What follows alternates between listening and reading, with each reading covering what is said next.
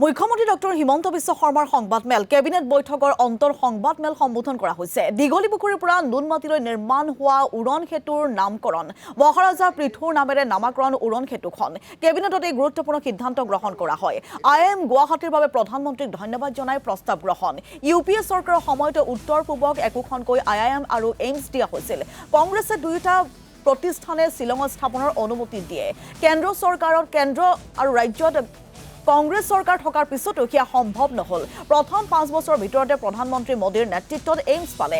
এইবাৰ অসমে IIM লাভ কৰিলে। অসমবাসীক কৃতজ্ঞ কৰিলে প্ৰধানমন্ত্ৰীয়ে। উৰিয়াম ঘাটৰ উচ্ছেদক লৈও আলোচনা কেবিনেটত। উচ্ছেদ সফলতাৰে কৰাৰ বাবে বন বিভাগক ধন্যবাদ। উচ্ছেদত সহযোগ কৰাৰ বাবে নাগালেণ্ড চৰকাৰকো ধন্যবাদ।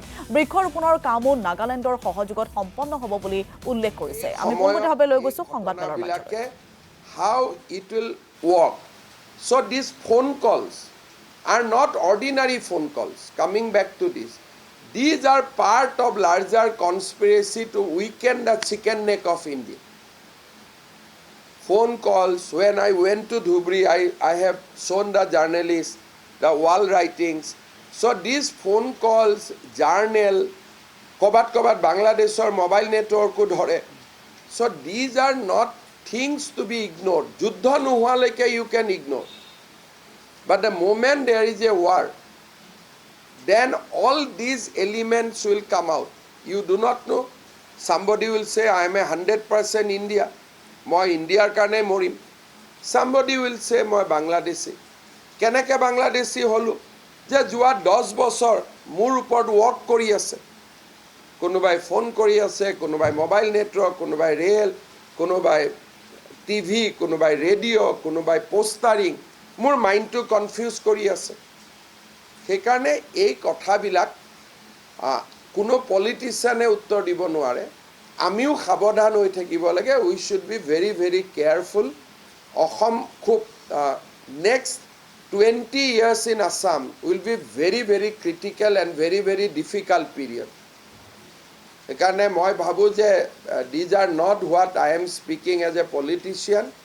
25 বছৰৰ ৰাজনীতি কৰাৰ পিছত মই দেখিছোঁ যে because we could not take many steps earlier, now আমি এতিয়া এটা বিপদৰ পৰিসীমাৰ ভিতৰলৈকে সোমাই গৈ আছোঁ।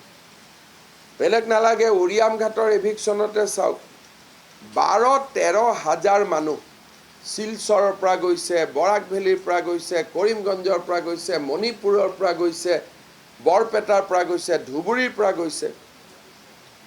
তাত এইবাৰ ইলেক্টৰেল লিষ্টত 20,000 মানুহ হ'লহেঁতেন। তাৰমানে এটা উজনিৰ দুৱাৰ মুখতে ডাঙৰ ঘাটি এটাই বহি গৈছিল। চ' কিন্তু অসমীয়া মানুহে এইবোৰ নজৰো দিয়া নাই। এতিয়াও দুই এজনে কৈ আছে নাই ইহঁতে নাগালেণ্ডৰ পৰা মাটি ৰক্ষা কৰি আছিলে।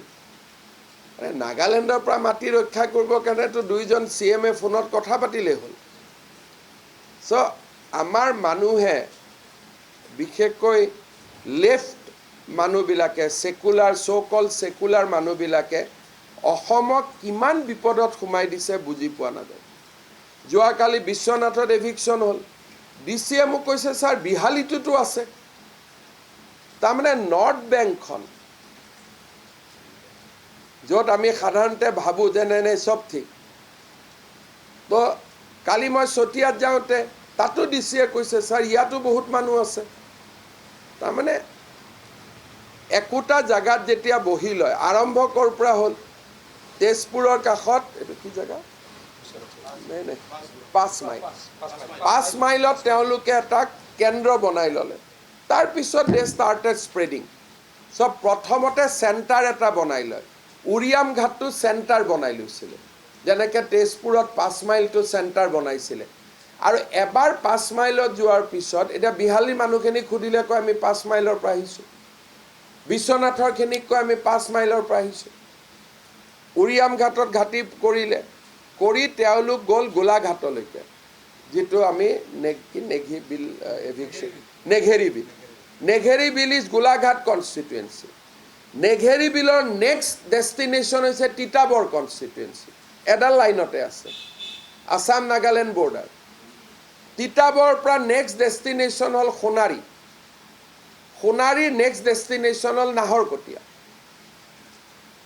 গতিকে এই বস্তুটো লৈ যদি আজি আমি ব্ৰেক কৰি নিদিলোহেঁতেন, নাগাটো আহিব 1 কিলোমিটাৰ মাটি, কিন্তু এওঁলোক গৈ পালেহেঁতেন সোণাৰীলৈকে,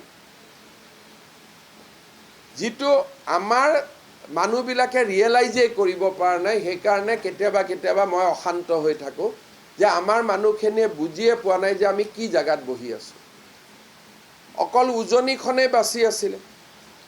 এতিয়া মই এতিয়া 24ত মাৰ্ঘেৰিটাত যাম, গোটেই মাৰ্ঘেৰিটাখনত সোমাই গৈছে।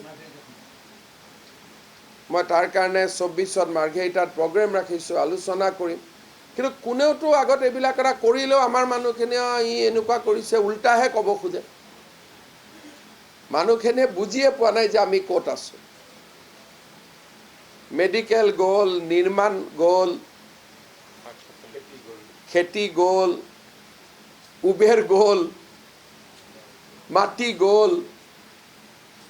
এতিয়া কি ওলাইছে, ওলা উবেৰতকৈ ডাঙৰ প্ৰাইভেট কোম্পানী আনিব। পৃথিৱীত এনেকুৱা প্ৰাইভেট কোম্পানী আছে নেকি?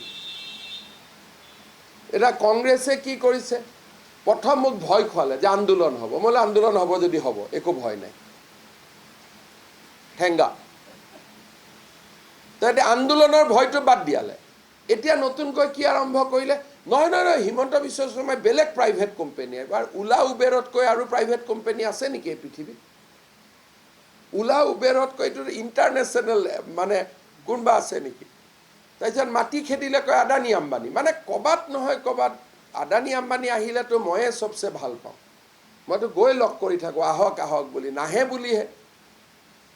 কিন্তু কথাটো হ'ল যে উৰিয়াম ঘাটত আদানী আম্বানী আহিব নেকি? তাৰমানে অসমীয়া মানুহখিনিয়ে নিজেই বুজি পোৱা নাই এই ক্লাছটোৱে। যোৱা কেইদিনমানত ৰিপুণ বৰাই ডেইলি ইলেকশ্যন কমিশ্যনক ফোন কৰে যে SIR কেতিয়া হ'ব, এই মানুহবিলাকৰ নাম কাটা যাব নেকি? আৰে বাবা, অসমীয়া হিচাপে চিন্তা কৰচোন। ডেইলি ইলেকশ্যন কমিশ্যনে SIR দিয়াই নাই, মানুহজনৰ গাত কি ভূত লম্ভিছে, সদায় খালি এইটোকে সুধি থাকে।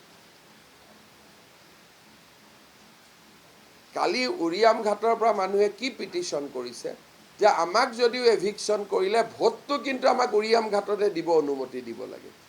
যদিও মই এতিয়া ঢিঙত থাকোঁ, তেওঁলোকে কালি মই গম পাওঁ ইমান এখন ভয়াৱহ এপ্লিকেশ্যন দিছে যে এতিয়া মই ঢিঙলৈকে আহিলোঁ, মই মৰিগাঁৱলৈকে আহিলোঁ, কিন্তু মোৰ ভোটৰ চেণ্টাৰটো উৰিয়াম ঘাটত থাকিব লাগে। উৰিয়াম ঘাটৰ এভিক্টেড মানুহখিনিয়ে দিছে ইলেকশ্যন কমিশ্যনত। ইণ্টেনশ্যনটো আপাৰ আছাম, যে গোটেই ইণ্টেনশ্যনটো হ'ল যে আপাৰ আছামত ইনফ্লিক্ট কৰিব লাগে।